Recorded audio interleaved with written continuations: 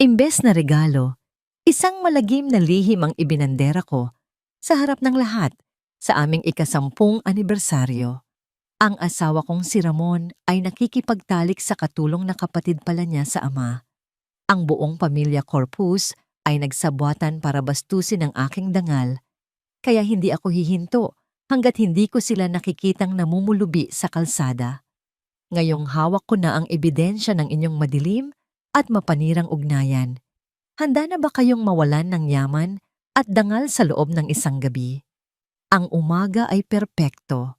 Iyan ang unang pumasok sa isip ni Elara habang pinagmamasdan ang sinag ng araw na tumatagos sa mamahaling kurtina ng kanilang silid. Ang halimuyak ng bagong timplang kape ay humahalo sa amoy ng mga puting rosas na nakalagay sa florera sa kanyang tabi. Isang tradisyon na sinimulan ng kanyang asawang si Ramon tuwing anibersaryo nila. 10 taon. Isang dekada ng pagmamahalan. Ngumiti si Elara. Sa ibabaw ng kanyang vanity table ay nakapatong ang isang maliit na kahon na nababalot sa pelus. Binuksan niya ito at muling hinaplos ang regalong matagal niyang pinag-ipunan at pinili para kay Ramon. Isang Rolex na may ukit sa likod. Ramon and Elara. Isang dekada ng pag-ibig. Bumukas ang pinto ng banyo at lumabas si Ramon, nakatapis lamang ng tuwalya sa baywang. Ang mga butil ng tubig ay dumadaloy pa sa matipuno nitong katawan. Ngumiti ito nang makita si Elara.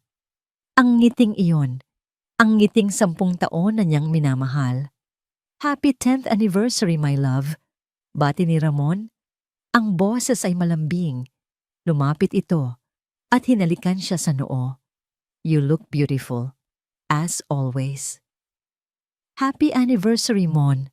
Sagot ni Elara, iniabot ang kahon. Para sa'yo. Nagliwanag ang mga mata ni Ramon nang makita ang relo. Isinuot niya ito kaagad. Elara, this is too much. It's perfect. Niyakap siya nito ng mahigpit. I love you so much. Thank you. Mahal na mahal din kita, bulong ni Elara, ninamnamang init ng yakap nito. Sa mga sandaling iyon, naramdaman niyang siya na ang pinakamaswerteng babae sa buong mundo. Isang matagumpay na negosyante, isang mapagmahal na asawa. Ano pa ang mahihiling niya? Maliligo na ako. Sabay na tayo mag-almusal. I asked Liza to prepare your favorite breakfast. Sabi ni Ramon bago pumasok muli sa banyo. Tumango si Elara at nagsimulang mag-ayos ng sarili. Habang nagsusuklay may naalala siya. Ang table runner na gagamitin para sa hapunan, mamaya ay naiwan niya sa laundry room at inutos niyang ilagay muna ito ni Liza sa kwarto nito para hindi makalimutan. Kailangan na niyang makuha iyon para maplansa. Dahan-dahan siyang naglakad patungo sa silid ni Liza na nasa kabilang dulo ng pasilyo. Tahimik ang bahay. Kumatok siya ng 2 beses. Nang walang sumagot, marahan niyang pinihihit ang seradura. Bukas ito. Liza? Tawag niya habang sumisilip sa loob. Walang tao. Siguro ay nasa kusina na ito. Ang silid ni Liza ay maliit ngunit malinis. Napako ang tingin ni Elara sa ibabaw ng maliit na mesa sa tabi ng kama. Nandoon nga ang table runner, ngunit sa kanyang paglapit para kunin ito, isang bagay sa basurahan ang pumukaw sa kanyang pansin. Isang puting bagay na plastik. Kakaiba ang hugis nito. Dahil sa pag-uusisa at sa hindi maipaliwanag na kaba, yumuko siya at kinuha yon mula sa basurahan. Nanlamig ang buong katawan niya nang mapagtanto kung ano ang hawak niya. Isang pregnancy test. At sa maliit na bintana nito, malinaw na malinaw ang 2 linyang kulay rosas, positibo. Buntis si Liza. Parang huminto ang pag-ikot ng mundo ni Elara. Ang mga tanong ay nagsimulang mag-unahan sa kanyang isip. Sino ang ama? Paano? Kailan pa? Ngunit bago pa niya maproseso ang lahat, isa pang bagay ang nahagip ng kanyang mga mata, isang kumikinang na bagay sa ilalim ng mesa, na para bang nahulog, ginto ito, isang singsing na panlalaki.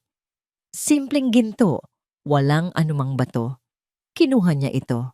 Nanginginig ang kanyang mga kamay habang iniikot ang sing-sing. At doon, sa panloob na bahagi nito, may nakaukit na 2 letra. R.C.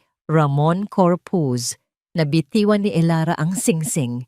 Tumama ito sa sahig na gawa sa kahoy, lumikha ng isang maliit na tunog na parabang bumasag sa perpektong katahimikan ng umaga. Ang puso niya ay nagsimulang tumibok ng napakabilis, napakalakas, na halos hindi na siya makahinga. Hindi maaari. Nagkakamali lang siya.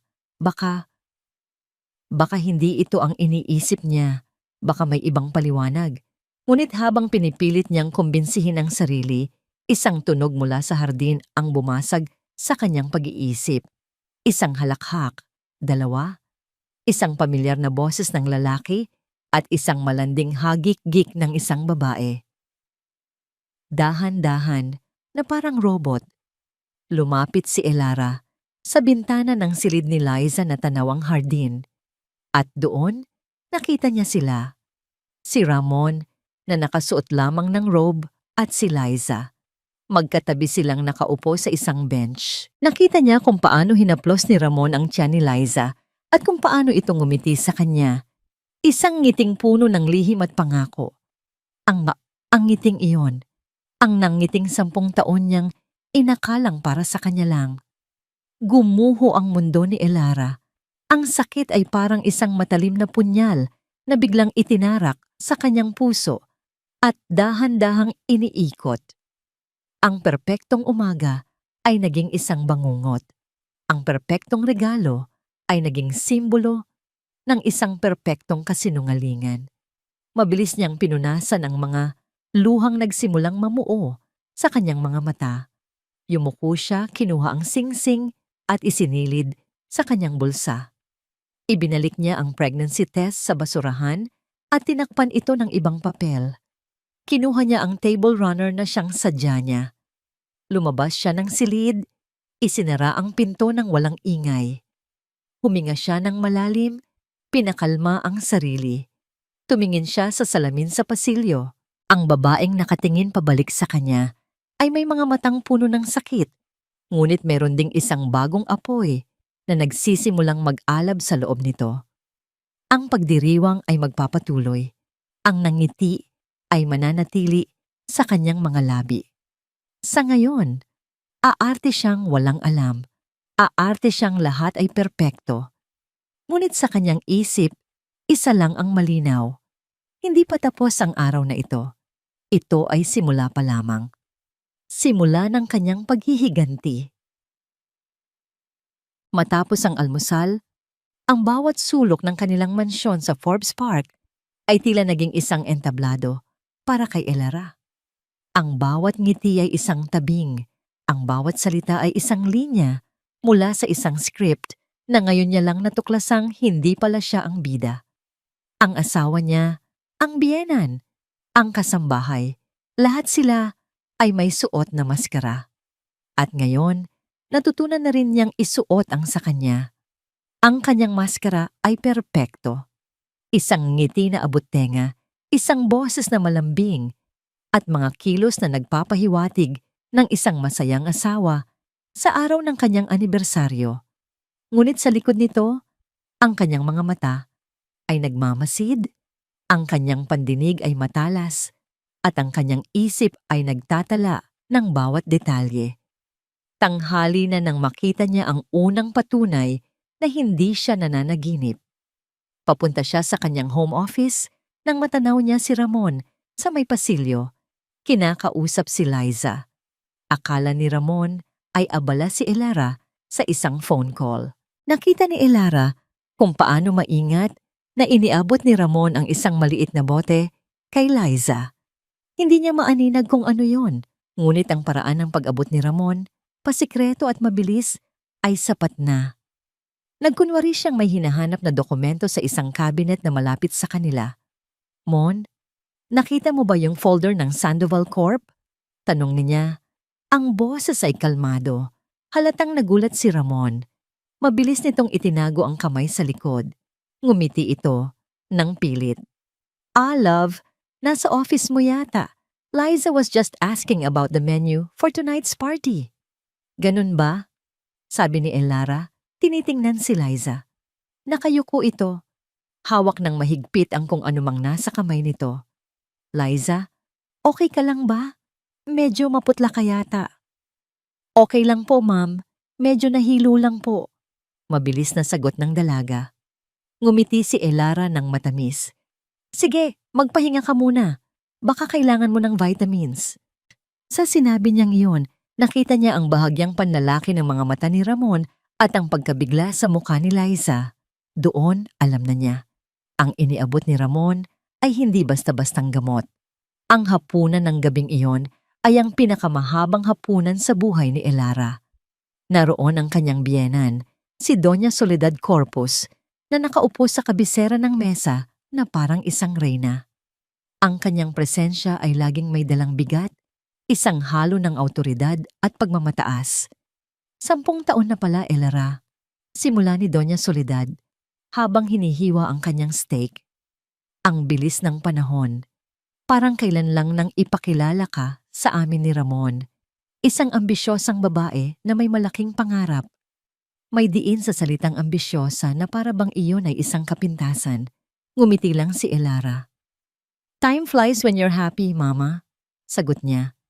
Sa bagay, pagpapatuloy ng matanda. You've built an empire, Iha. Pero alam mo, ang tunay na yaman ng isang pamilya ay hindi nasusukat sa pera o kumpanya. Ito ay nasusukat sa susunod na henerasyon. Bawat salita ay parang karayom na tumutusok sa puso ni Elara. 10 taon na niyang naririnig ang mga pahiwatig na ito, ngunit ngayon, ang mga salita ay may bagong kahulugan. Ang mga ito ay hindi na lang pangaral. Ang mga ito ay pang-uuyam. Habang sila'y nag-uusap, pumasok si Liza dala ang isang pitzel ng tubig. Biglang nagbago ang tono ni Doña Soledad. Liza, dahan-dahan lang. Baka madulas ka. Umupo ka na muna at kumain, kami na ang bahala rito. Napatingin si Ramon kay Elara na para bang sinusukat ang kanyang reaksyon. Si Elara ay nanatiling kalmado, ngunit sa loob-loob niya, nag-aapoy na siya sa galit. Kailan pa naging ganito kabait ang kanyang biyenan sa isang kasambahay? Napakasipag talaga ng batang yan, sabi ni Doña Soledad. Ang tingin ay nasa papalayong si Liza. At pansin niyo ba? Parang lalo siyang gumaganda. She's glowing. Namumukadkad. Wika nga. Napahigpit ang hawak ni Elara sa kanyang kubyertos. Ang mga salitang glowing at namumukadkad ay paulit-ulit na umalingaw-ngaw sa kanyang isip. Iyon ang mga salitang madalas gamitin para ilarawan ang isang nagdadalang tao. Tinapos niya ang hapunan nang may ngiti pa rin sa labi. Ngunit isang plano na ang nabubuo sa kanyang isipan. Hindi siya maaring manatili sa dilim. Kailangan niya ng katibayan. Kailangan niyang malaman ang buong katotohanan. Kinagabihan, hinintay niyang makatulog ng mahimbing si Ramon. Tiniyak niyang nakainom ito ng alak para hindi ito magising. Dahan-dahan siyang bumangon mula sa kama. Sa kanyang palad ay isang maliit na bagay na inorder niya online 2 linggo na ang nakalipas para sa seguridad ng opisina. Isang high-definition microcamera, hindi mas malaki sa isang butones. Walang sapin sa paa. Tahimik siyang naglakad palabas ng silid. Ang target niya, ang sala. Ito ang sentro ng bahay, kung saan madalas mag-usap ang pamilya. Maingat niyang idinikit ang kamera sa likod ng isang porselanang plorera na nakapatong sa isang estante. Isang plorerang regalo niya kay Doña Soledad na hindi nito pinapansin. Mula sa anggulong iyon, kitang-kita ang buong sala. Bumalik siya sa silid na parang isang anino. Humiga siya sa tabi ni Ramon, ngunit hindi siya makatulog. Ang bawat paghinga ng kanyang asawa ay parang isang insulto. Ang init ng katawan nito ay parang apoy na sumusunog sa kanya. Kinaumagahan, maaga siyang nagising. Habang nagkakape sa kanyang opisina, binuksan niya ang kanyang laptop at kinonekta ito sa live feed ng camera. Ang sala ay walang tao. Ngunit makalipas ang ilang minuto, pumasok si Liza. Dala-dala ang feather duster. Maya-maya, sumunod si Doña Soledad. Liza, siguruhin mong nakainom ka na ng gatas mo, sabi ni Doña Soledad. Ang boses ay mahina, ngunit malinaw na narinig sa audio ng kamera. Opo, senyora, sagot ni Liza. Lumapit ang matanda sa dalaga. Inayos nito ang ilang hibla ng buhok na tumatakip sa mukha ni Liza. Ang kilos ay puno ng pag-aalaga. Isang kilos na hindi kailanman ipinakita sa kanya ni Soledad. Mag-iingat ka palagi. Huwag kang magpapagod. Bilin ni Doña Soledad. Ang batang dinadala mo, napakahalaga niyan sa pamilyang ito. Huminga ng malalim si Liza. Paano po si Ma'am Elara? Isang mapait na ngiti ang gumuhit sa mga labi ni Doña Soledad. Tumingin ito sa paligid na para bang sinisigurong walang nakakarinig. Huwag mo siyang alalahanin. Ako ang bahala sa kanya, sabi ng matanda. Ang boses ay nanlalamig. Ang kailangan mo lang gawin ay alagaan ang sarili mo. Hinaplos ni Soledad ang tiyan ni Liza. Ingatan mo ang apo ko. Sa pagkarinig sa mga salitang iyon, napahawak si Elara sa kanyang bibig upang pigilan ang isang hikbi. Ang hinala ay naging katotohanan. Ang sakit ay naging lason na kumakalat sa buong sistema niya. Hindi lang ito simpleng pagtataksil ng kanyang asawa. Ito ay isang sabuatan. Isinara niya ang kanyang laptop. Ang mga luha ay nagsimulang dumaloy sa kanyang mga pisngi. Ngunit ang mga ito ay hindi na luha ng kalungkutan. Ang mga ito ay luha ng matinding galit. Ang maskara ay nagsisimula ng magkabitak. At sa ilalim nito, isang bagong Elara ang nabubuo.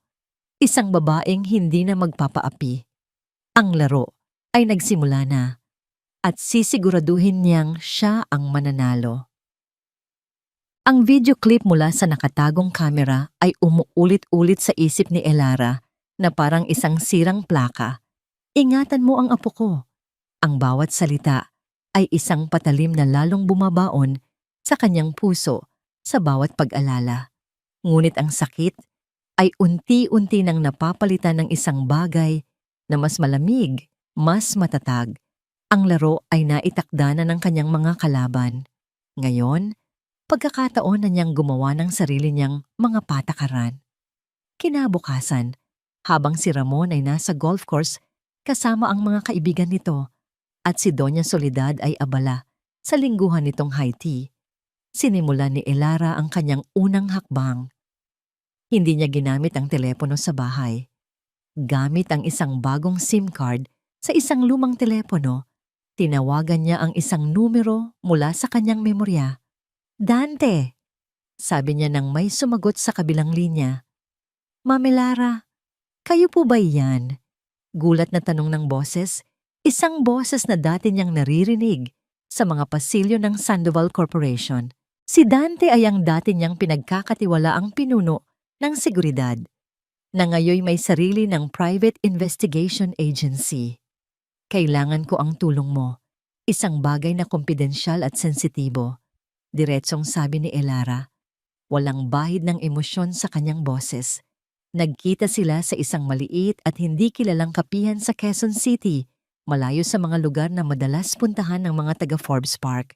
Si Dante, isang lalaking nasa edad 50, na may matalas na mga mata, ay agad na naramdaman ang bigat ng sitwasyon. Ano po ang maitutulong ko, ma'am? Inilapag ni Elara ang isang sobre sa mesa. Sa loob nito ay mga litrato ni Ramon at ni Liza. Gusto kong malaman ang lahat tungkol sa kanila. Ang bawat galaw, bawat pagkikita, bawat transaksyon. At higit sa lahat, huminto si Elara at tiningnan si Dante ng diretso sa mata. Gusto kong malaman ang lahat tungkol sa babaeng yan. Ang buong pagkatao niya, ang kanyang nakaraan. I need everything, Dante. Discretion is the top priority. Top. Binuksan ni Dante ang sobre, tiningnan ang mga litrato at tumango. Masusunod po, ma'am. Ituring niyo na pong tapos ang trabaho. One more thing, dagdag ni Elara, naglabas ng isa pang sobre, mas makapal kaysa sa nauna. This is for your initial expenses. I want daily updates, no calls, just through this secure messaging app. Umalis si Elara sa kapihan na may bagong determinasyon. Kung dati, ang kapangyarihan niya ay nakakulong sa boardroom at stock market. Ngayon, gagamitin niya ito para protektahan ang nag-iisang bagay na mas mahalaga kaysa sa kanyang kumpanya, ang kanyang dignidad. Pagbalik niya sa kanyang tunay na tanggapan, isang malawak na corner office sa tuktok ng Sandoval Tower na tanaw ang buong Makati. Pakiramdam niya ay bumalik ang kanyang lakas. Ito ang kanyang kaharian. Bawat sulok ng gusaling ito ay testimonya ng kanyang pawis, dugo at luha. Dito, siya si Elara Sandoval, hindi si Mrs. Corpus. Umupo siya sa kanyang leather na upuan at binuksan ang kanyang personal na server. Isa-isa niyang sinuri ang mga dokumento ng kanilang mga ari-arian. Ang mansyon sa Forbes Park, nakapangalan sa kanilang dalawa, ngunit ang down payment na nagkakahalaga ng milyon-milyon ay galing sa kanyang personal na sahod bago pa man sila ikasal. Isang condominium unit sa BGC na nakapangalan kay Ramon, isang regalo niya rito noong ika-5 anibersaryo nila. Mga stock certificate mula sa mga kumpanyang pinunduhan niya, pero si Ramon ang nakaupong board member. Habang tinitingnan niya ang mga numero, hindi pera ang nakikita niya. Nakikita niya ang 10 taon ng kanyang pagsisikap na ginamit para sa isang malaking kasinungalingan. Ang bawat zero sa dulo ng mga halaga ay isang patunay ng kanyang pagiging bulag. Isang malamig na galit ang gumapang sa kanyang dibdib. Hindi na siya iiyak. Tapos na ang panahon ng pagluha. Panahon na para maningil. Kinahapunan, bumukas ang pinto ng kanyang opisina at pumasok si Ramon. May dala itong isang palumpon ng mga paborito niyang bulaklak at ang karaniwan nitong mapang-akit na ngangiti. "Hi love, I missed you," sabi nito. Lumapit para siya'y halikan. Iniwas ni Elara ang kanyang pisngi, kaya sa hangin tumama ang labi nito. Nagkunwari siyang abala sa pagbabasa ng isang dokumento. "Mon, I'm busy." Hindi sanay si Ramon sa ganoong pagtrato. Bahagya itong natigilan bago muling ngumiti. I know. Kaya nga dumaan ako para dalhan ka ng merienda. Anyway, love, may sasabihin sana ako." "What is it?" tanong ni Elara. Hindi inaalis ang tingin sa computer screen. May bagong business venture kasi kaming tinitingnan ng mga kaibigan ko. Real estate development sa Batangas. A huge potential, sabi ni Ramon. Ang boses ay puno ng kasabikan. "I need some initial capital. Mga 20 million lang sana. Love to secure the property." 20 milyon. Ganoon kadali para sa kanya na bigkasin ang halagang yon. Ilang beses na ba niya itong narinig? At ilang beses na rin siyang pumayag nang walang tanong. Ngunit iba na ngayon. Dahan-dahan, itinigil ni Elara ang kanyang ginagawa at hinarap si Ramon. Ngumiti siya, isang ngingiting hindi umabot sa kanyang mga mata. "That sounds interesting, Mon. But the market is quite volatile right now. Sandoval Corp is tightening its belt. I can't just release that amount of money without due diligence." Natigilan si Ramon. "Due diligence, Elara, it's me. Kailan pa kita kinailangan ng ganoon?" "Things are different now, Mon. The board is watching every major transaction." Paliwanag ni Elara. Ang bawat salita ay kalmado at profesional. Prepare a comprehensive business plan. Include financial projections, market analysis, and risk assessment. Submit it to my office and I'll have my team review it. Napatanga si Ramon. Para siyang isang bata na hindi ibinigay ang gustong laruan. "Are you serious? You want me to submit a proposal to you like a regular employee?" "You're asking for company funds, Ramon. So yes, you have to go through the proper channels," sagot ni Elara, binalik ang tingin sa kanyang computer. "Now, if you'll excuse me, I have a meeting to prepare for." Ilang segundo pa itong nakatayo roon. hindi makapaniwala. Sa huli, umalis ito ng walang imik, dala ang mga bulaklak na hindi man lang niya tinanggap. Nang magsara ang pinto, napahawak si Elara sa kanyang dibdib. Ang puso niya ay kumakabog ng malakas. Iyon ang unang pagkakataon sa loob ng 10 taon na tinanggihan niya si Ramon. At sa kabila ng kaba, may naramdaman siyang kakaibang lakas. Isang pakiramdam ng kontrol. Gabi na nang matapos niya ang kanyang trabaho. Nag-iisa na lang siya sa buong palapag ng gusali. Ang katahimikan ay nagbigay daan sa kanya upang muling maramdaman ang bigat sa kanyang puso. Ngunit bago pa man siya malunod sa kalungkutan, tumunog ang kanyang lumang telepono. Isang mensahe mula kay Dante. Nanginginig ang mga kamay niyang binuksan ito. Hindi ito text. Isa itong litrato. Malinaw, malinaw na malinaw, si Ramon at si Liza. Nakatayo sila sa harap ng isang gusali. Si Ramon, binubuksan ang pinto ng kotse para kay Liza na parang isang reyna. At sa gusali, malinaw ang nakasulat sa karatula. St. Gerald's Women's Clinic and Maternity Care. At si Liza, ang isang kamay nito ay nakahawak ng buong pag-iingat sa kanyang tiyan. Napahigpit ang hawak ni Elara sa telepono.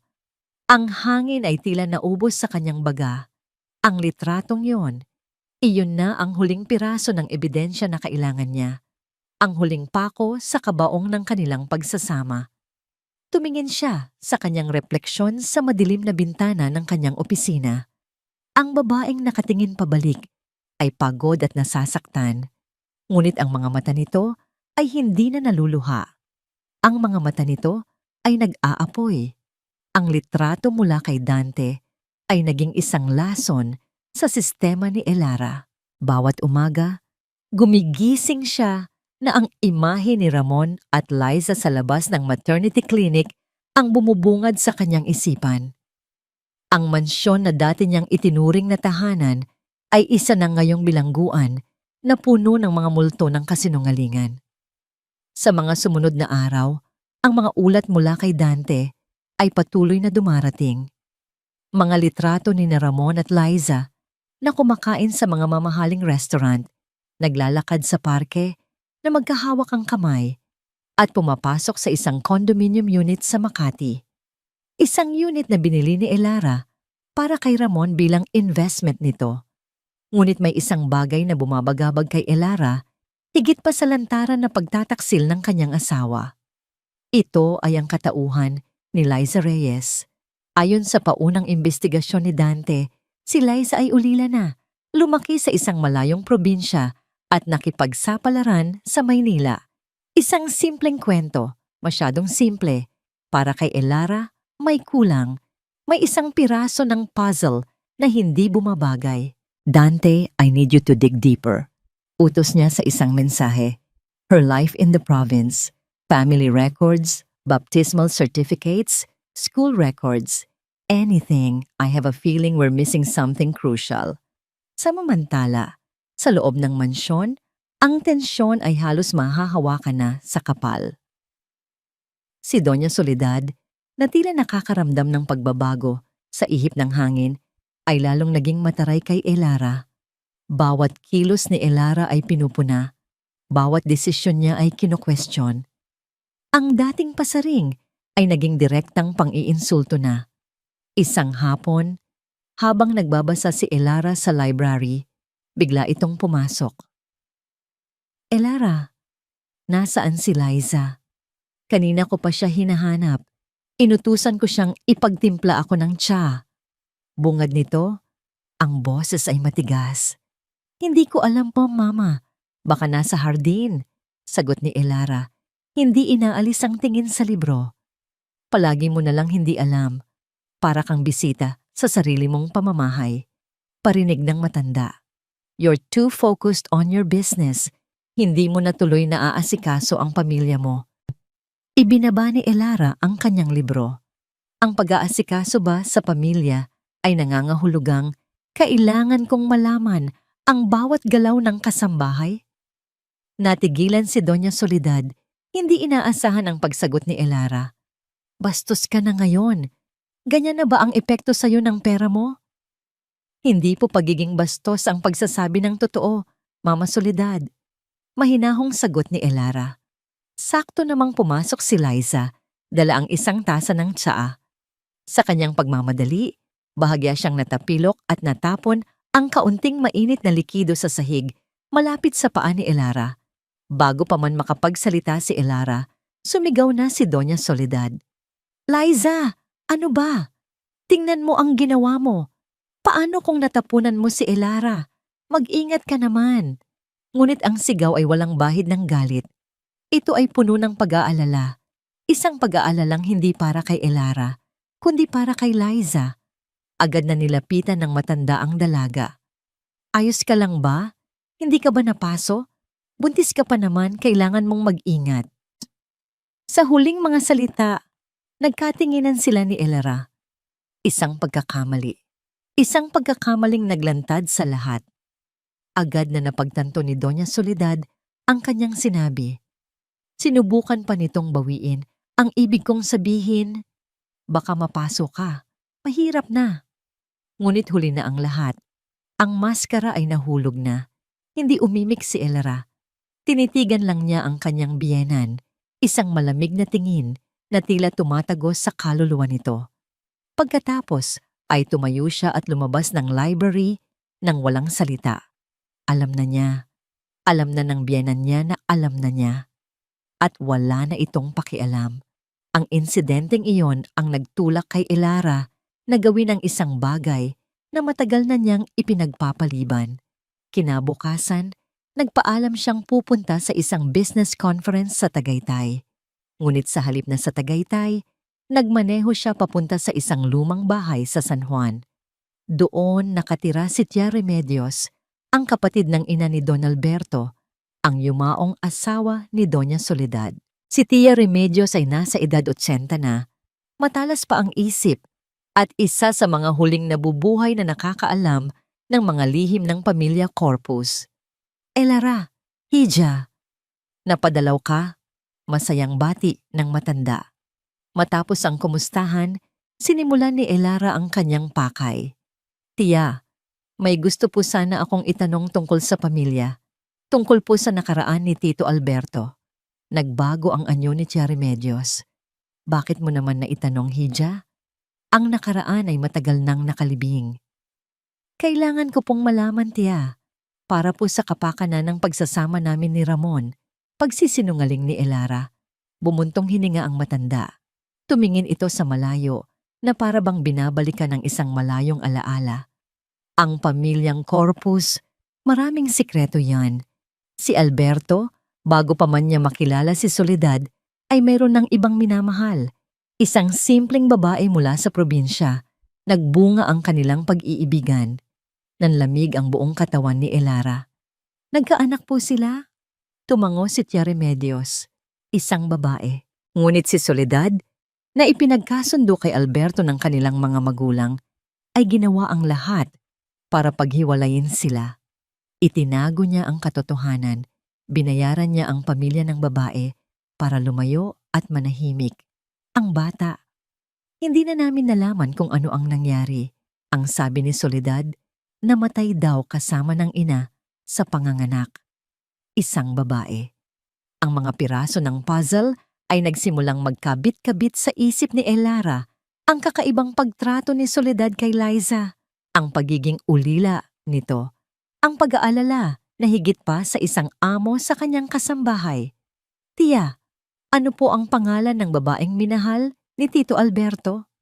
Tanong ni Elara, halos pabulong. Reyes, sagot ng matanda. Ang apelyido niya ay Reyes. Sa sandaling iyon, isang malakas na kulog ang narinig mula sa labas. Nagsimulang pumatak ang malakas na ulan na para bang nakikidalamhati sa katotohanang biglang bumuhos kay Elara. Hindi ito simpleng sabwatan. Ito ay isang kasalanan na nag-ugat pa sa nakaraan. Isang kasalanang ibinaon sa limot. At ngayon ay hinukay muli ni Soledad para sa sarili nitong makasariling layunin. Habang nagmamaneho pabalik sa Makati, ang ulan ay walang tigil sa pagbuhos. Ang bawat patak sa windshield ng kanyang kotse ay parang luha, ngunit hindi na siya umiiyak. Ang kanyang puso ay napuno ng isang bagong uri ng galit, isang galit na hindi lang para sa kanyang sarili, kundi para sa lahat ng mga babaeng niloko at ginamit ng pamilyang Corpus. Pagdating niya sa kanyang opisina, may naghihintay na mensahe mula kay Dante. Hindi ito litrato, isa itong dokumento, isang kopya ng birth certificate, pangalan, Liza Reyes, pangalan ng ina, Amelia Reyes, pangalan ng ama, Alberto Corpus. Doon, sa harap ng kanyang mga mata, ang huling piraso ng katotohanan. Si Liza ay hindi lang basta kerida.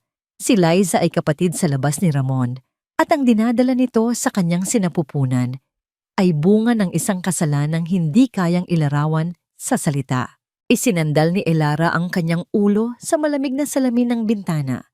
Pinagmamasdan ang Maynila na binabayo ng ulan. Ang laro ay mas madilim at mas komplikado kaysa sa kanyang inakala. At ang kanyang biyenan, si Doña Soledad, ay hindi lang isang kontrabida. Isa siyang halimaw. Ang kopya ng birth certificate sa screen ng telepono ni Elara ay hindi lang isang dokumento. Ito ay isang hatol. Isang hatol na sumisira hindi lang sa kanyang kasal, kundi sa mismong pundasyon ng moralidad na kanyang pinaniniwalaan. Ang ulan sa labas ay tila walang balak tumila. Ang bawat patak ay isang paalala ng luhang hindi na niya kayang ilabas. Pangalan ng ama, Alberto Corpus. Paulit-ulit na binabasa ni Elara ang mga salitang iyon, umaasang sa susunod na pagbasa ay mag-iiba ito. Ngunit hindi. Ang katotohanan ay nakatatak na sa papel, permanente at hindi maikakaila. Ang kanyang asawa ay nagkaanak sa sarili nitong kapatid sa ama. Isang malamig na pakiramdam ang gumapang mula sa kanyang mga paa, paakyat sa kanyang buong katawan. Mas malamig pa kaysa sa salamin ng bintana na kanyang sinasandalan. Hindi ito basta-bastang galit. Ito ay isang uri ng pandidiri na tumatagos hanggang sa kanyang kaluluwa. Ang 10 taon ng kanyang buhay, ang kanyang pag-ibig, ang kanyang mga pangarap. Lahat ay nabahira ng isang kasuklam-suklam na kasalanan. Biglang bumukas sa kanyang isipan ang mga alaala na ngayon ay mayroon ng bagong, mas madilim na kahulugan. Ang tunay na yaman ng isang pamilya ay nasusukat sa susunod na henerasyon. Ang mga salita ni Soledad, hindi lang ito pagnanais na magkaroon ng apo. Ito ay isang desperadong hakbang para magkaroon ng tagapagmana na purong corpus ang dugo, isang tagapagmana na hindi maibigay ni Elara. Ingatan mo ang apo ko. Ang haplos ni Soledad sa tiyan ni Liza, hindi iyon haplos ng isang biyenan sa isang babaeng nagdadala ng kanyang apo. Iyon ay haplos ng isang reyna sa isang sisidlan na naglalaman ng susunod na hari. Isang sisidlan na handa niyang itapon kapag nakuha na ang laman. Si Soledad. Alam niya ang lahat. Siya ang arkitekto ng lahat. Hinukay niya ang anak sa labas ng kanyang yumaong asawa, isang batang babae na marahil ay namuhay sa kahirapan, puno ng pangarap. Inilapit niya ito sa kanyang pamilya, binigyan ng trabaho, ng tirahan, ngunit hindi dahil sa awa. Ginamit niya ang kahinaan at marahil ang kamangmangan ni Liza. Ipinain niya ito sa sarili niyang anak na si Ramon. Ginawa niyang instrumento si Liza para sa isang karumaldumal na plano. Ang lahat ng ito para lang sa isang bagay, ang pagpapatuloy ng pangalan at dugo ng mga Corpus. Isang pangalan na sa mata ni Elara ngayon ay kasing dumi ng putik. Hindi na napigilan ni Elara ang sarili. Tumakbo siya papasok sa kanyang private washroom at sumuka ng sumuka sa inidoro. Ang kanyang katawan ay nanginginig, hindi dahil sa sakit ng tiyan, kundi dahil sa bigat ng katotohanang kanyang natuklasan. Ito ay isang doble at tripleng pagkakanulo. Pagtataksil hindi lang sa kasal, kundi sa sangkatauhan. Nang wala nang mailabas, napaupo siya sa malamig na sahig ng banyo, Yakap ang kanyang mga tuhod. Ang malawak na opisina sa labas ay tila lumiliit. Ang mga pader ay papalapit sa kanya. Pakiramdam niya ay sinasakal siya. Ang pag-ibig niya kay Ramon ay hindi lang basta nasira. Ito ay dinurog, tinunaw, at ginawang abo. Ang paggalang niya kay Doña Soledad ay hindi lang nawala. Ito ay naging isang matinding pagkamuhi na hindi niya pa naramdaman sa buong buhay niya. Ilang minuto siyang nanatili sa ganoong posisyon, tahimik, nakikinig sa sarili niyang paghinga at sa patuloy na pagbuhos ng ulan. Sa katahimikang yon, may isang bagong damdamin ang nagsimulang umusbong mula sa mga abo ng kanyang nawasak na puso. Hindi na ito galit, hindi na ito pandidiri, ito ay determinasyon. Isang determinasyon na kasing tigas ng bakal. Tumayo siya. Ang mga binti niya ay nanginginig pa, ngunit pinilit niyang maging matatag. Lumapit siya sa lababo at hinilamusan ang kanyang mukha ng malamig na tubig. Tumingin siya sa kanyang refleksyon sa salamin. Ang babaeng nakatingin pabalik ay may mga matang namumugto. May labing maputla. Mukha siyang talunan. Mukha siyang biktima. Pero sa likod ng itsurang yon, nakita niya ang isang kislap, isang apoy na hindi pa niya nakita dati. Isang apoy na sinindihan ng pinakamatinding sakit. Hindi. Bulong niya sa kanyang sarili. Ang boses ay garalgal, ngunit buo. Hindi ako biktima. Muling siyang tumingin sa kanyang refleksyon, ngayon ay may bago ng liwanag sa kanyang mga mata. Ang mga balikat niya ay unti-unting tumuwid. Hindi ako magpapatalo sa inyo, mas malakas niyang sabi. Lumabas siya ng banyo. Ang kanyang mga hakbang ay mas mabigat, mas may diin. Bumalik siya sa kanyang mesa at binuksan ang kanyang kalendaryo. Tiningnan niya ang petsa ng kanilang 10 anibersaryo. Ilang linggo na lang. Kinuha niya ang kanyang telepono at sinimulang i-draft ang isang plano. Hindi na ito simpleng plano para sa paghihiganti. Ito ay isang plano para sa katarungan. Isang plano para ilantad ang lahat ng kabulukan ng pamilyang Corpus sa buong mundo. Hindi na siya lalaban para sa kanyang kasal. Hindi na siya lalaban para sa pag-ibig. Lalaban siya para sa katotohanan. At ang engranding selebrasyon ng kanilang 10 anibersaryo. Iyon na ang magiging entablado.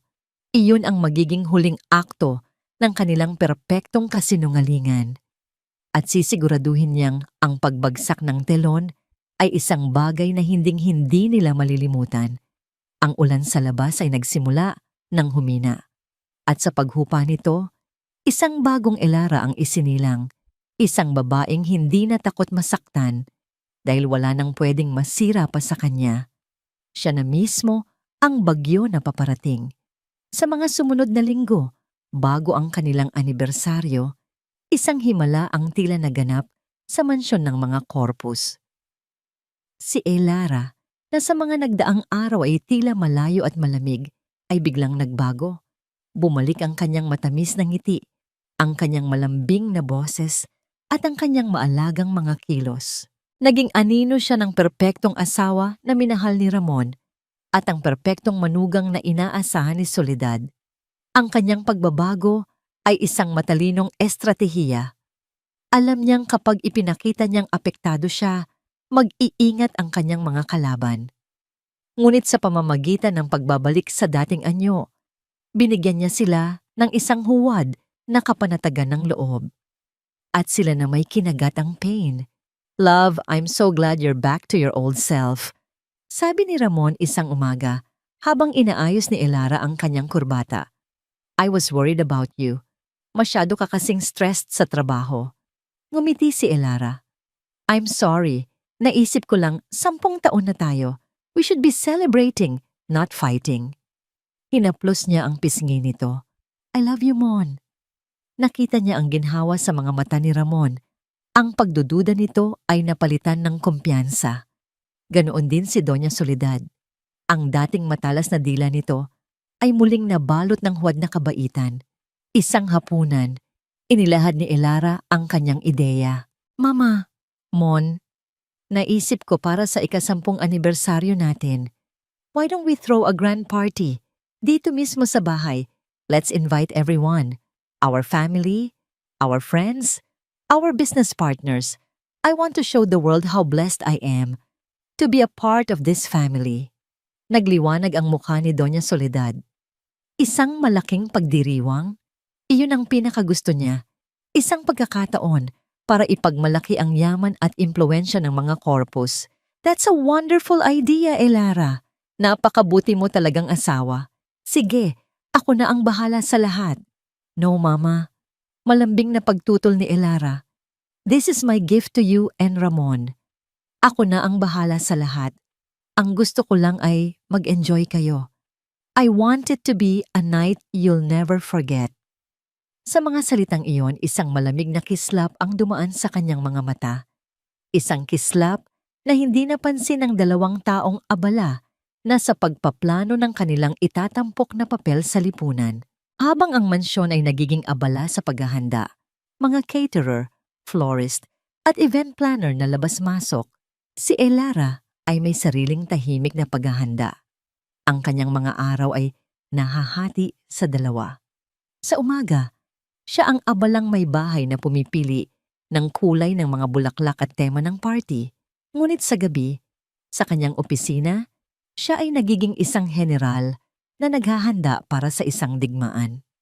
Ang unang bahagi ng kanyang plano ay ang pag-secure ng kanyang pananalapi.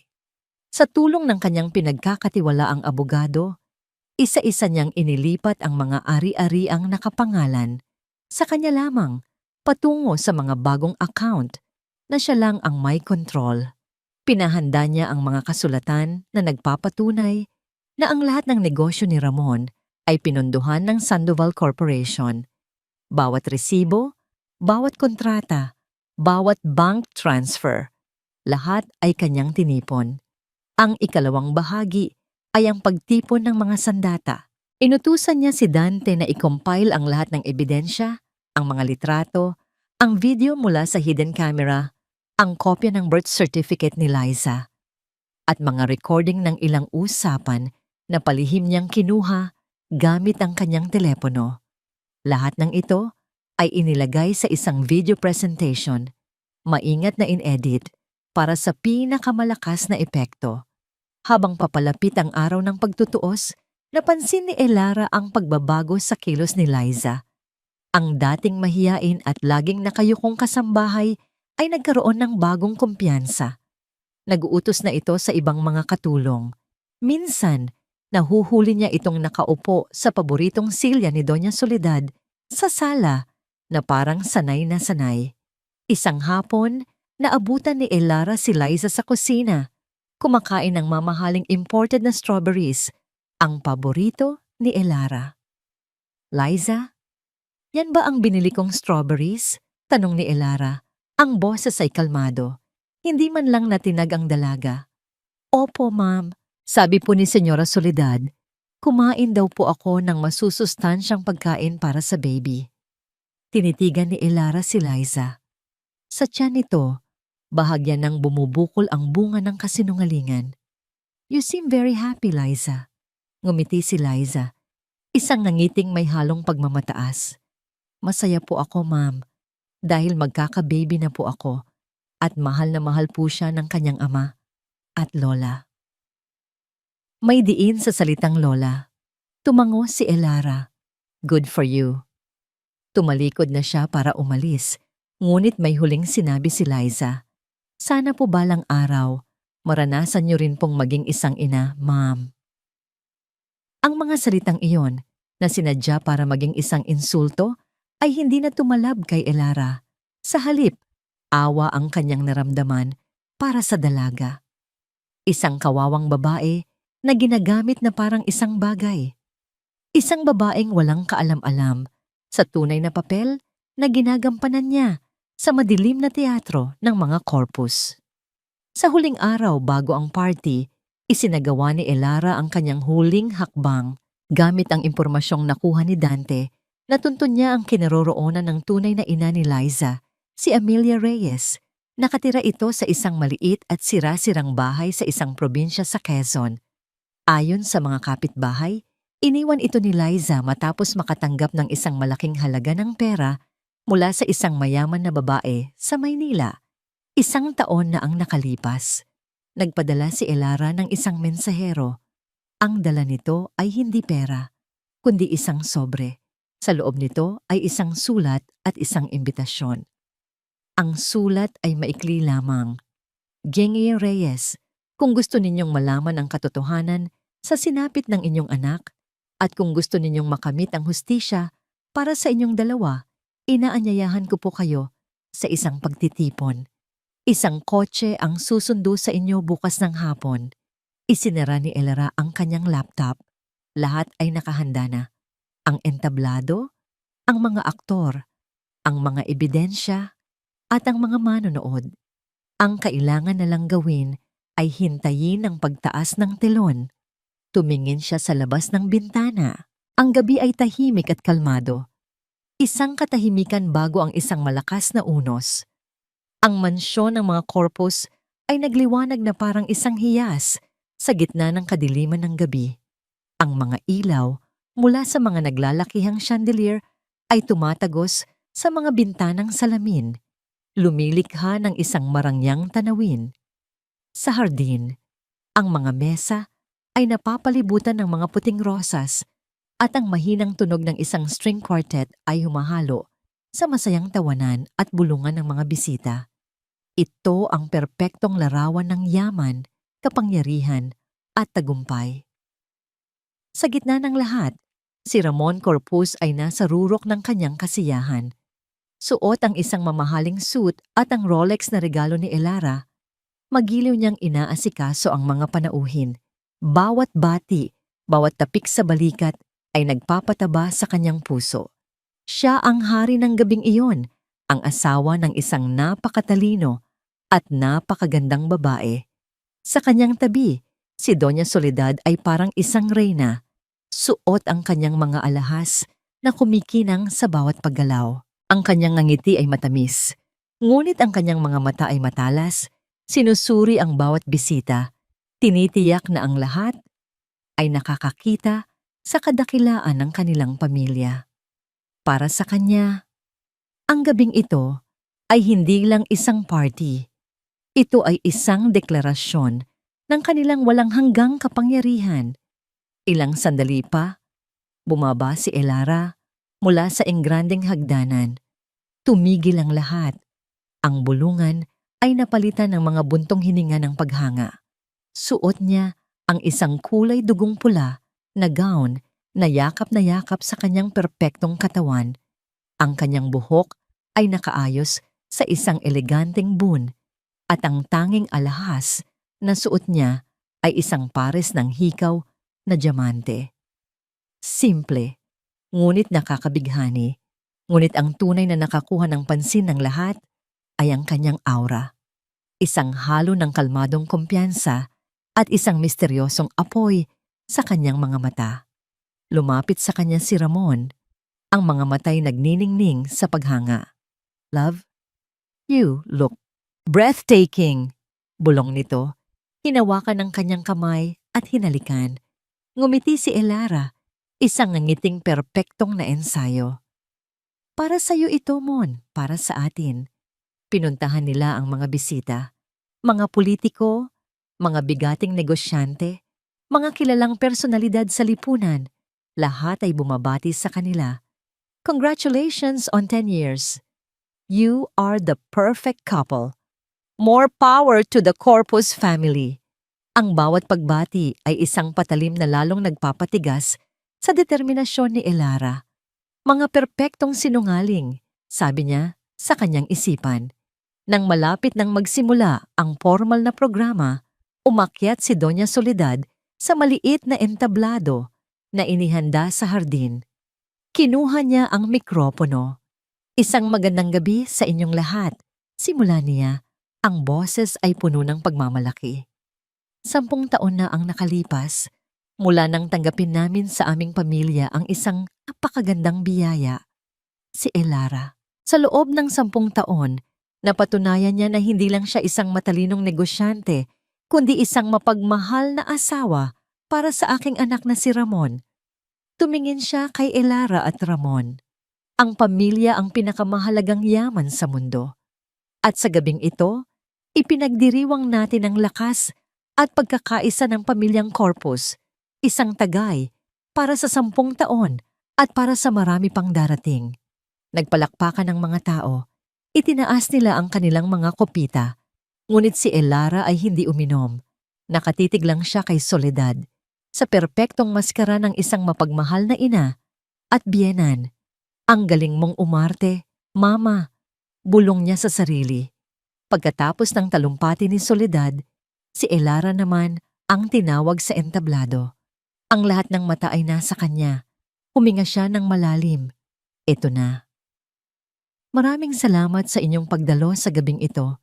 Simula niya ang kanyang boses ay malinaw at matatag, umaaling-awngaw sa buong hardin.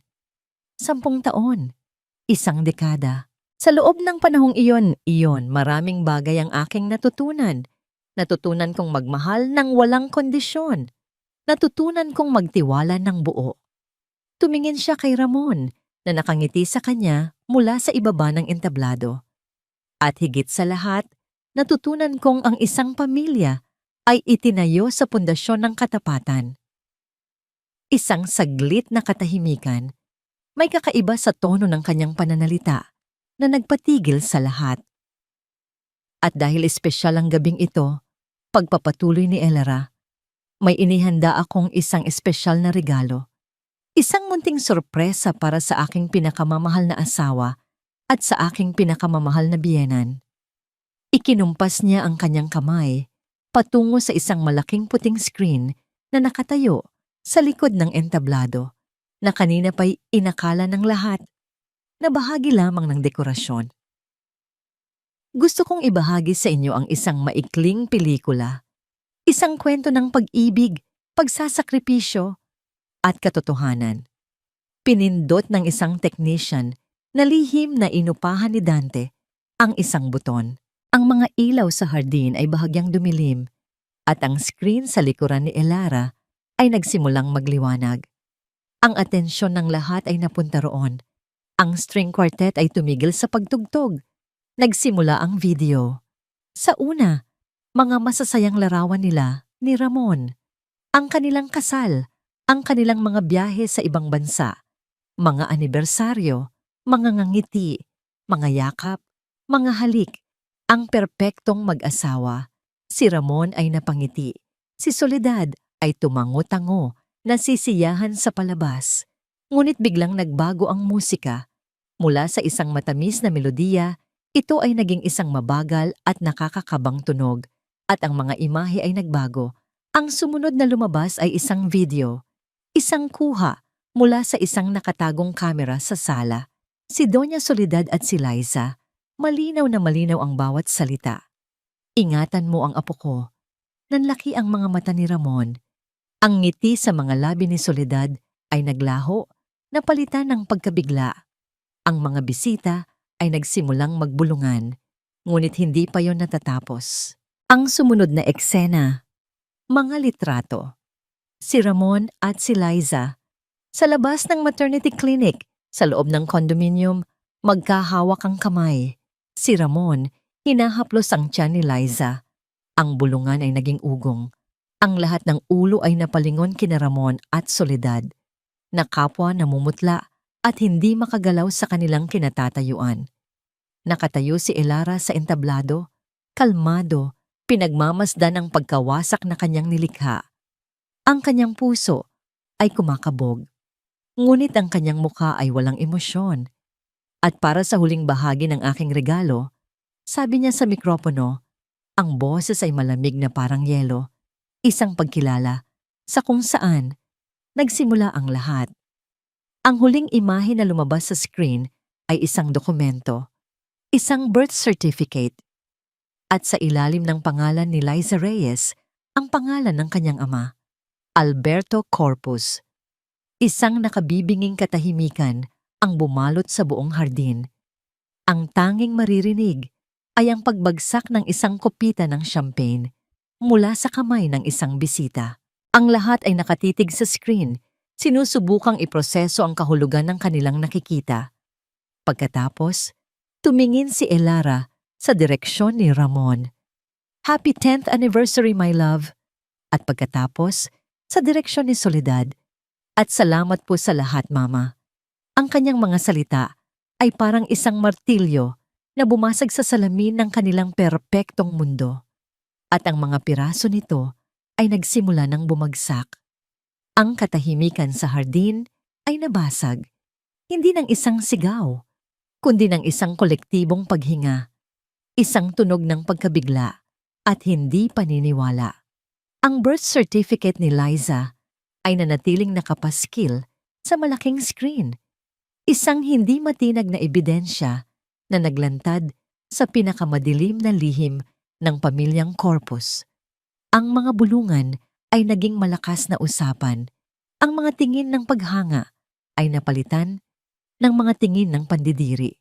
Ang mga bisita na kanina lang ay nakikipagtawanan sa mga Corpus ay unti-unting lumalayo, na para bang ang pagiging malapit sa kanila ay isang nakakahawang sakit.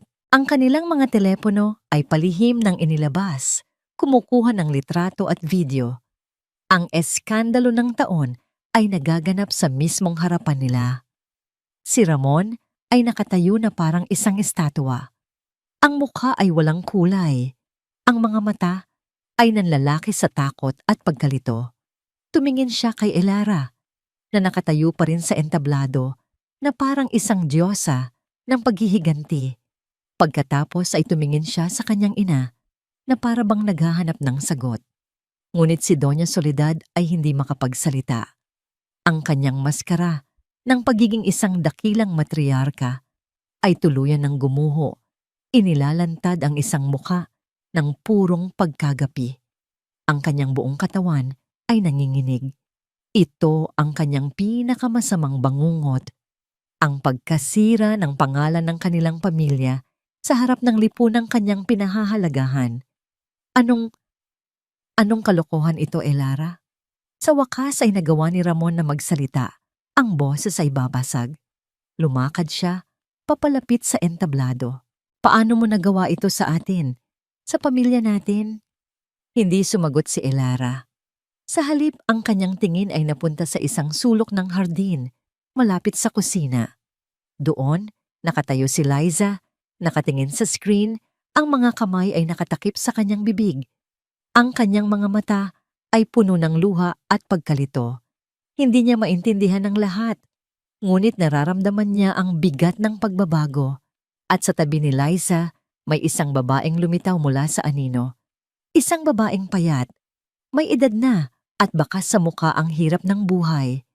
Suot niya ang damit na ipinadala ni Elara, ngunit halatang hindi siya sanay sa ganitong karangyaan.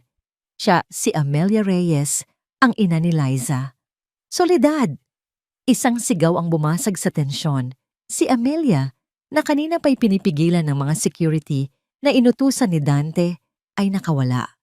Tumakbo siya papalapit kay Doña Soledad, ang mga matay nag-aalab sa galit na matagal nang kinimkim. "Hayop ka! Hayop ka, Soledad!" Sigaw ni Amelia. "Dinuduro ang matanda. Matapos mong sirain ang buhay ko at agawin ang anak ko, ngayon ay ginamit mo pa siya para sa karumaldumal mong plano. Anong klase kang tao?" Nagulat ang lahat. Sino ang babaeng ito? Hinarap ni Doña Soledad si Amelia. Sa kabila ng kahihiyan, lumabas pa rin ang kanyang pagmamataas. "Sino ka para sigawan ako? Isa ka lang hamak na taga-probinsya." "Ako ang babaeng inagawan mo ng lahat," ganting sigaw ni Amelia. "At siya," sabi nito, itinuro si Liza na umiiyak na ngayon. "Siya ang anak namin ni Alberto, ang anak na ipinagkait mo sa kanya."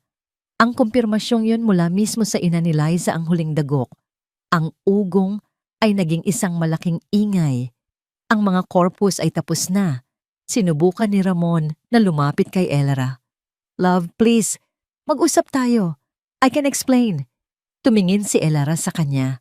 Isang tingin na walang anumang emosyon, walang galit, walang sakit. Isang tingin na para bang nakatingin siya sa isang estranghero. Wala na tayong dapat pag-usapan pa, Ramon. Sabi niya sa mikropono.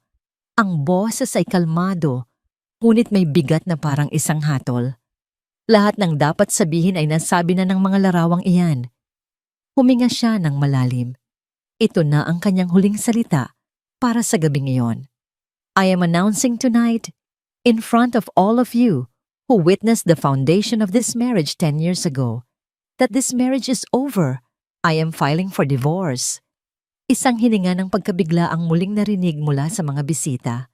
At para naman sa'yo, Ramon, pagpapatuloy niya, ang tingin ay nakapako sa lalaking minsan niyang minahal. Ang mansyon na ito, ang mga kotseng ginagamit mo, ang mga credit card sa iyong wallet, ang mga shares of stock na nakapangalan sa'yo sa kumpanya. Lahat ng yan ay pag-aari ng Sandoval Corporation. At bilang major stockholder ng korporasyong yon, binabawi ko na ang lahat. Napaatras si Ramon na parang sinampal. Hindi mo maaaring gawin yan, Elara. Oh, I can, and I will, sagot ni Elara. Magsisimula ka ulit sa wala.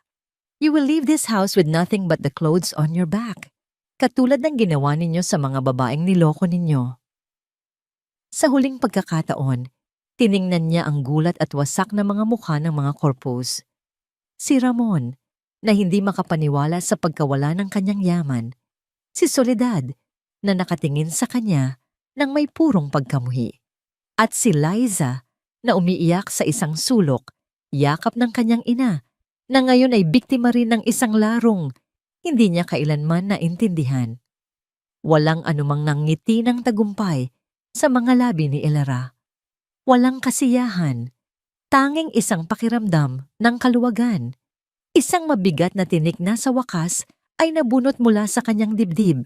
Bumaba siya sa entablado. Ang mga tao ay humahawi para bigyan siya ng daan na parang si Moises na hinahati ang dagat. Naglakad siya ng diretso, ang likod ay tuwid, ang ulo ay taas noo. Hindi siya lumingon. Sa kanyang paglakad palabas ng hardin, papalayo sa mga guho ng kanyang nakaraan, isa lang ang kanyang narinig. Ang tunog ng pagbagsak ng isang marumi at huwad na imperyo. Ang pagbagsak ng mga korpus. Isang linggo na ang nakalipas mula sa gabing iyon. Para kay Elara, ang 7 araw na yon ay mas mahaba pa kaysa sa 10 taon na kanyang ipinagdiwang. Ang eskandalo ng mga korpus ay sumabog na parang isang bomba sa alta sosyedad. Nasa bawat pahayagan, bawat talk show, bawat social media feed, ang dating iginagalang na pangalan ay ngayoy simbolo ng kahihiyan at kasuklam-suklam na kasalanan. Ang mansyon sa Forbes Park na dati puno ng buhay at tawanan ay nababalot na ngayon ng isang nakabibinging katahimikan. Si Ramon at Doña Soledad ay umalis kinabukasan din pagkatapos ng party, dala ang kanilang mga personal na gamit at ang bigat ng kanilang pagkatalo. Hindi na sila nagpakita o tumawag man lang pagkatapos noon. Ang mga kasambahay na matagal nang nagsisilbi sa pamilya ay isa-isang nagpaalam kay Elara. Ang mga mukhay puno ng awa at paggalang. Tanging ang pinakamatanda at pinakapinagkakatiwalaan niyang mayordoma na si Manang Faye ang nanatili. Sa loob ng 1 linggong iyon, hindi lumabas ng bahay si Elara. Ngunit hindi siya nagkulong para magdalamhati. Nagkulong siya para linisin ang mga bakas ng nakaraan. Ipinatapon niya ang lahat ng litrato nila ni Ramon. Ipinahakot ang mga damit at gamit nito at ipinadala sa isang charity. Ang bawat sulok ng bahay na may alaala nito ay kanyang binura. Ang kanyang telepono ay walang tigil sa pagtunog. Mga tawag mula sa mga kaibigan, mga business partners at mga kamag-anak na nag-aalok ng suporta. Ngunit may isang pangalan na paulit-ulit na lumilitaw sa screen, isang pangalan na hindi na niya sinasagot. Ramon. Tumatawag ito ng 10 beses sa isang araw. Mga text message na puno ng pagsusumamo, paghingi ng tawad, at kung minsay panunumbat. Hindi niya binabasa ang mga ito. Para sa kanya, si Ramon Corpus ay isang multo na lamang. Isang estrangherong minsan niyang minahal. Isang umaga, habang nagkakape si Elara sa hardin, ang mismong lugar kung saan gumuho ang mundo ng mga Corpus, lumapit si Manang Fe. "Ma'am Elara," sabi nito, may pag-aalangan sa boses. Tumawag po si Aling Martha, yung labandera sa lumang bahay ng mga Corpus sa San Juan. Nandoon daw po si Senyora Soledad. Tumingin si Elara sa matanda. "Anong balita?" "Nakahiga lang daw po sa madilim na kwarto buong araw, ma'am. Hindi raw po kumakain. Laging nakatulala. Ang sabi po sa balita, lahat daw po ng miyembro sa mga club na kinabibilangan niya ay itiniwalag na siya. Wala na raw pong kumakausap sa kanya." Hindi umimik si Elara. Inisip niya si Doña Soledad, ang babaeng puno ng pagmamataas at kapangyarihan na ngayon ay nag-iisa sa dilim ng kanyang pagkatalo. Walang awa, ngunit wala ring kasiyahan ang naramdaman ni Elara. Tanging isang pakiramdam ng pagiging patas ng tadhana. Kung ano ang iyong itinanim, iyon din ang iyong aanihin. Tungkol naman kay Liza, nalaman ni Elara mula kay Dante na ito, at ang ina nito ay umalis na ng Maynila. Binigyan sila ni Dante ng sapat na halaga mula sa pondo ni Elara para makapagsimula sa ibang lugar, malayo sa gulo. Iyon na ang huling tulong na ibibigay niya. Sa ikawalong araw, sa kauna-unahang pagkakataon, lumabas si Elara, ngunit hindi siya pumunta sa opisina. Nagmaneho siya ng walang direksyon hanggang sa dinala siya ng kanyang mga gulong sa isang pamilyar na lugar, isang private beach resort sa Batangas na madalas nilang puntahan ni Ramon noon. Ipinark niya ang kotse at naglakad sa dalampasigan. Ang hangin ay sariwa, maalat. Ang tunog ng mga alon na humahampas sa dalampasigan ay parang musika sa kanyang pandinig. Hinubad niya ang kanyang sapatos at naramdaman ang pino at basang buhangin sa kanyang mga paa. Doon, sa harap ng malawak na karagatan, sa unang pagkakataon sa loob ng maraming linggo, nakahinga siya ng maluwag. Isang hininga na walang bigat, walang sakit. Isang hininga ng kalayaan. Umupo siya sa buhanginan. Pinanood ang paglubog ng araw. Ang langit ay nag-aapoy sa kulay kahel, rosas at lila. Ang ganda, napakaganda. At sa unang pagkakataon, nag-iisa niyang pinapanood ito. Isang pakiramdam ng kapayapaan ang bumalot sa kanya. Isang kapayapaan na matagal na niyang hindi naramdaman. Ngunit kasabay ng kapayapaan ay isang pamilyar na kirot. Isang lungkot. Lungkot para sa 10 taon na nasayang. Lungkot para sa babaeng minsan siyang naging. Isang babaeng puno ng pangarap at pagtitiwala. Ang babaeng yon ay patay na. At siya, ang bagong Elara, ay nakatayo sa ibabaw ng puntod nito. Nang tuluyan ng lumubog ang araw at napalitan ng mga bituin ng langit, isang luha ang pumatak mula sa kanyang mga mata. Ngunit hindi ito luha ng galit o pighati. Ito ay isang luha ng pamamaalam. Pamamaalam sa nakaraan. Pamamaalam sa sakit. Tumayo siya, handa nang umuwi at simulan ng bagong yugto ng kanyang buhay. Ngunit sa kanyang pagtalikod, tumunog ang kanyang telepono. Hindi si Ramon, isang rehistradong numero. Ang kanyang abogado. "Hello, Attorney Reyes? Good evening, Elara. I'm sorry for the late call, but I have an urgent update." Sabi ng abogado, ang boses ay seryoso. "What is it?" Tanong ni Elara, isang biglaang kaba ang gumapang sa kanyang dibdib. "My paralegal just received the official response from Mr. Corpus's legal counsel this afternoon," paliwanag ng abogado. "Elara, Ginoong Corpus is contesting the divorce." Napakunot ang noo ni Elara. "On what grounds?" Isang saglit na katahimikan sa kabilang linya bago sumagot ang abogado. "He is demanding 50% of all conjugal properties, citing that his decade-long contribution as your husband was integral to the growth of your assets." Ang kapayapaan na naramdaman ni Elara, ilang sandali lang ang nakalipas, ay biglang naglaho na parang bula. Napalitan ito ng isang malamig at matigas na galit. Ang bagyo ay hindi pa pala tapos. May isa pa palang huling laban. At sa pagkakataong ito, hindi na ito sa entablado ng lipunan. Ito ay magiging sa korte ng batas.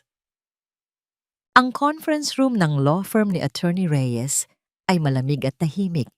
Ang tanging maririnig ay ang mahinang ugong ng air conditioner at ang tunog ng mga papel na binubuklat. Si Elara ay nakaupo sa isang dulo ng mahabang mesa. Ang kanyang postura ay tuwid at kalmado. Ang kanyang mukha ay parang isang maskarang hindi mababakasan ng anumang emosyon. Sa kanyang tabi ay si Attorney Reyes, seryosong binabasa ang mga dokumento. Ilang sandali pa, bumukas ang pinto. Pumasok si Ramon kasama ang kanyang abogado. Ang dating makisig at aroganteng Ramon Corpus ay malaki ang ipinagbago. Bahagyang gumulo ang kanyang buhok, may maitim na bilog sa ilalim ng kanyang mga mata, at ang mamahaling suit na suot niya ay tila maluwag na sa kanyang katawan. Ngunit sa kabila ng pagod niyang itsura, mayroon pa ring bahid ng pagmamataas sa kanyang mga mata. Isang pagmamataas na malinaw na isinulsul ng taong nakaupo sa likod ng lahat ng ito, si Doña Soledad. Nagkatinginan sila ni Elara. Sa mga mata ni Ramon, nakita niya ang isang komplikadong halo ng galit, pagsisisi at panunumbat. Ngunit sa mga mata ni Elara, wala siyang nakita. Blanco, na para bang nakatingin siya sa isang pader. "Good morning, Your Honor."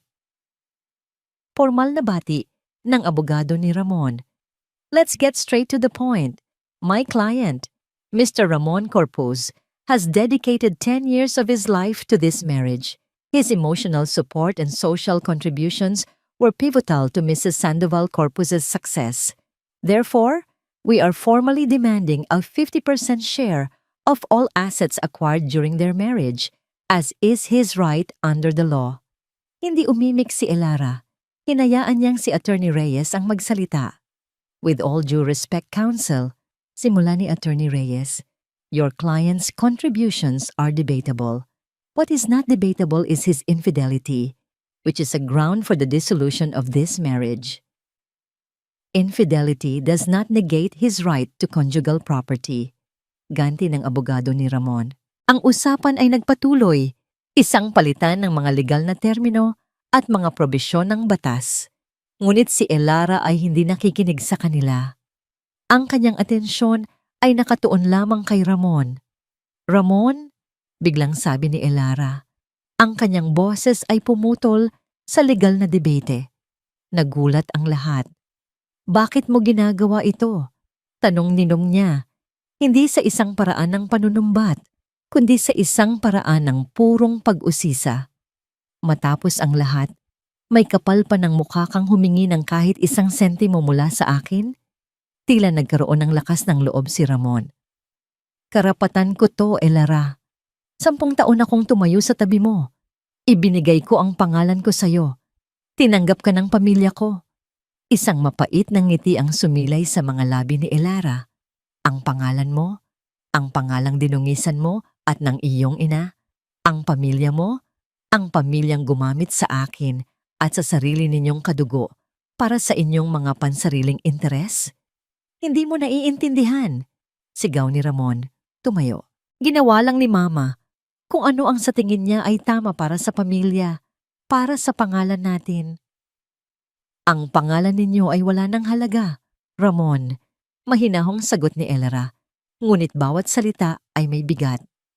At ang pag-ibig mo, wala na rin itong halaga. Ang tanging may halaga na lang sa'yo ngayon ay pera. Pera na hindi mo pinaghirapan." "Pinaghirapan ko iyon," giit ni Ramon. "I manage projects. I closed deals." "Really?" tanong ni Elara. Ang kanyang boses ay may bahid ng panunuya. Dahan-dahan, kinuha niya ang isang manipis na folder mula sa kanyang briefcase at inilapag ito sa mesa. "Let's talk about one of those projects." Binuksan ni Attorney Reyes ang folder at inilabas ang mga dokumento sa loob. Mr. Corpus, are you familiar with the Laguna Sunrise Properties project from 3 years ago? A project under Sandoval Corporation which you personally managed? Namutla si Ramon. Ang kanyang pagiging agresibo ay biglang naglaho. We have here, pagpapatuloy ni Attorney Reyes, bank statements, invoices, and sworn statements from the subcontractors. It appears, Mr. Corpus, that you systematically overpriced the materials and labor costs and funneled approximately 32 million pesos into a secret offshore account. Tumingin si Elara kay Ramon. Akala ko hindi ko malalaman. Alam ko na noon pa, Ramon. Nakita ko ang mga discrepancy sa mga report. Pero, pinalagpas ko. Dahil asawa kita, dahil mahal kita, inisip ko, baka may pinagdadaanan ka lang. I chose to trust you. Napaupo si Ramon sa kanyang silya na para bang nawalan ng lakas ang kanyang mga tuhod. Hindi siya makapagsalita. This is not just a simple case of infidelity anymore. Seryosong sabi ni Attorney Reyes, nakatingin sa abogado ni Ramon. This is a criminal case of large-scale estafa. 32 million pesos.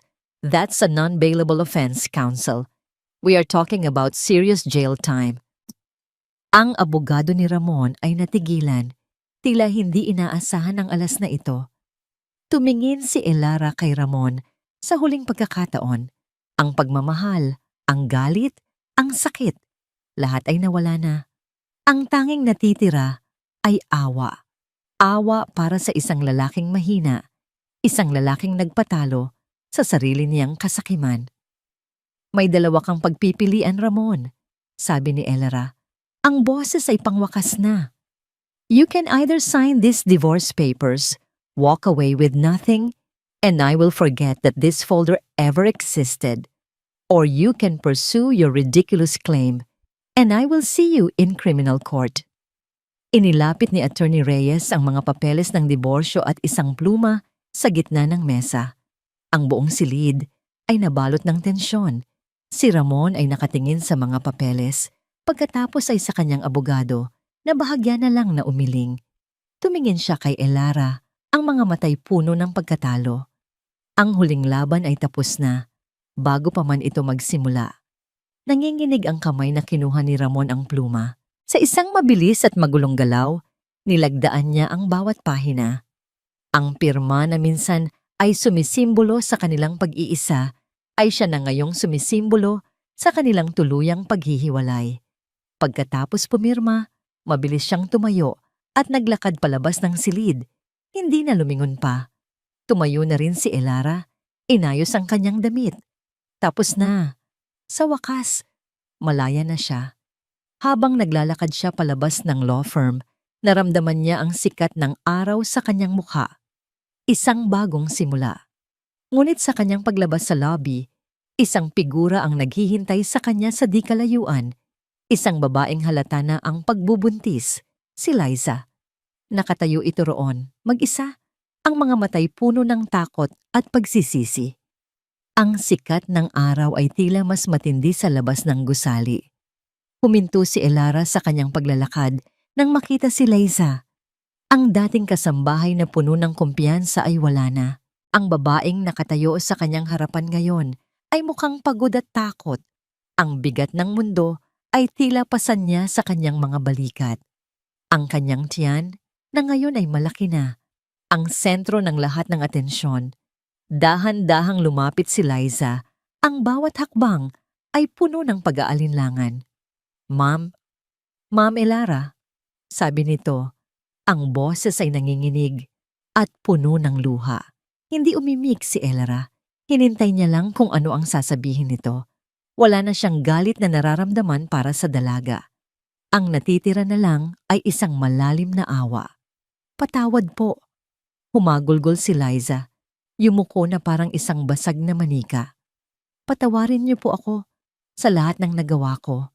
Nabulag po ako, ma'am. Nabulag po ako sa mga pangako ni Senyora Soledad. Ang sabi niya, bibigyan niya ako ng magandang buhay. Ako at ang magiging anak ko. Hindi ko po alam.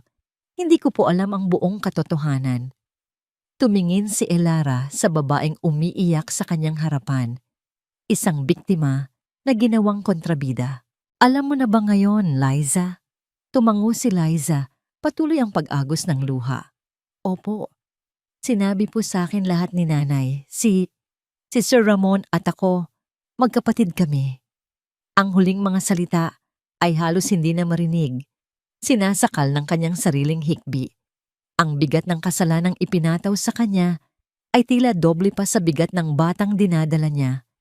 Iniwan na po nila ako, ma'am. Pagpapatuloy niya. Pagkatapos po ng gabi ng party, hindi na po nagpakita si Sir Ramon. Si Senyora Soledad naman po, tinawagan ako. Sinisisi niya po ako sa lahat. Sabi niya, isa raw po akong kamalasan. Itinaboy niya po kami ng nanay ko. Isang mahabang katahimikan ang namagitan sa kanila. Tumingin si Elara sa malayo, sa mga nagtataasang gusali ng Makati. Ang mundong ito, puno ng ambisyon at kasakiman, ay kayang durugin ang mga taong tulad ni Liza. Hindi kita mapapatawad, Liza, sabi ni Elara. Ang boses ay kalmado ngunit tapat. Dahil ang pagpapatawad ay para sa mga taong humihingi nito dahil sa pagsisisi at hindi dahil sa nawalan na sila ng ibang malalapitan. Pero, muli siyang tumingin kay Liza. Hindi rin kita hahayaang harapin ito ng mag-isa. Kinuha ni Elara ang kanyang checkbook mula sa kanyang bag at mabilis na nagsulat. Pinunit niya ang isang tseke at iniabot kay Liza. Hindi ito tulong, Liza. Bayad ito para sa serbisyo mo sa bahay. Sapat na yan para makapagsimula ka. Malayo dito. Iniabot din niya ang isang calling card. Ang address na yan ay isang foundation na tumutulong sa mga single mother. Bibigyan kanila ng legal na tulong, counseling, at matitirhan hanggang sa makatayo ka sa sarili mong mga paa. Tinitigan ni Liza ang tseke at ang calling card na nanginginig ang mga kamay. Hindi siya makapaniwala. Ang batang dinadala mo, sabi ni Elara, ang tingin niya ay napunta sa tiyan ng dalaga. Wala siyang kasalanan sa lahat ng ito. Karapatan niyang magkaroon ng isang disenteng buhay, malayo sa pangalan ng mga corpus. Ibigay mo sa kanya yon, Liza, para sa kanya at para na rin sa sarili mo. Tumango si Liza, hindi makapagsalita sa sobrang pasasalamat at hiya. Salamat po, Ma'am Elara. Maraming salamat po. Tumalikod na si Elara at nagsimulang maglakad palayo. Hindi na siya lumingon pa. Ang kabanata ng mga corpus sa kanyang buhay ay tuluyan ng nagsara. Makalipas ang ilang buwan, ang mansyon sa Forbes Park ay naibenta na. Lumipat si Elara sa isang modernong penthouse unit sa BGC, isang lugar na mas maliit, ngunit mas personal. Ang bawat kasangkapan, bawat dekorasyon ay pinili niya. Walang bakas ng nakaraan. Isang hapon, habang nakatayo siya sa kanyang malawak na balkonahe, tanawang magulo, ngunit magandang tanawin ng syudad, tumunog ang kanyang telepono. Isang international number. Hello, Elara Sandoval speaking. Elara, this is Jean-Pierre from Paris. I heard you're a free woman now, sabi ng isang masiglang boses sa kabilang linya. Isa sa kanyang mga international business partners. I have a proposal for you. A new tech venture in Singapore. We need a brilliant CEO to lead the expansion in Asia. And there's only one name on my list. Isang nangiti ang sumilay sa mga labi ni Elara. Isang tunay na ngiti. Isang nangiting umabot sa kanyang mga mata. Tumingin siya sa abot tanaw, kung saan ang araw ay papalubog. Nag-iiwan ng isang bagong pag-asa. Jean-Pierre, sabi niya, ang boses ay puno ng bagong lakas at pananabik. Tell me more about it. Ang pag-ibig ay maaaring magtaksil. Ang mga pamilya ay maaaring masira. Ngunit ang isang babaeng natutong hanapin ang kanyang halaga sa sarili niyang lakas ay hindi kailanman magigiba. Ang kanyang paghihiganti ay hindi ang pagbagsak ng mga korpus. Ang tunay niyang paghihiganti ay ang kanyang muling pagbangon. At ito ang kanyang bagong simula. Ang kwento ni Elara ay isang matinding paalala na ang pagtataksil, kahit gaano pa ito itago, ay laging may kapalit.